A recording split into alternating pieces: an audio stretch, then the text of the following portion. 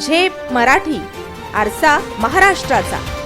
शिरपुरात ATM machine फोडण्याचा प्रयत्न. पोलिसांनी फिल्म स्टाईल पाठलाग करून आरोपींना केली अटक.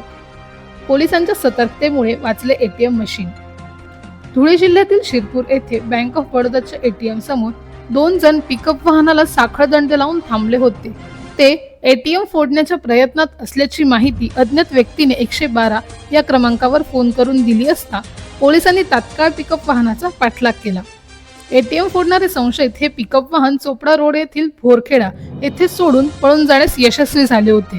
मात्र पोलिसांना मिळालेला मोबाईल नंबर आणि फास्टॅग वरून त्यांनी दोन्ही आरोपींना ताब्यात घेतले असून अंमळनेर आणि धुळे शहर येथील एटीएम चोरीच्या घटनांचीही त्यांनी कबुली दिली आहे.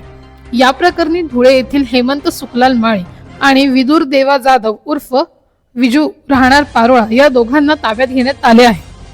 अशाच वेगळ्या आणि ताज्या बातम्यांसाठी पाहत रहा झेप मराठी, आरसा महाराष्ट्राचा. संपादक प्राध्यापक अनिल चव्हाण, धुळे.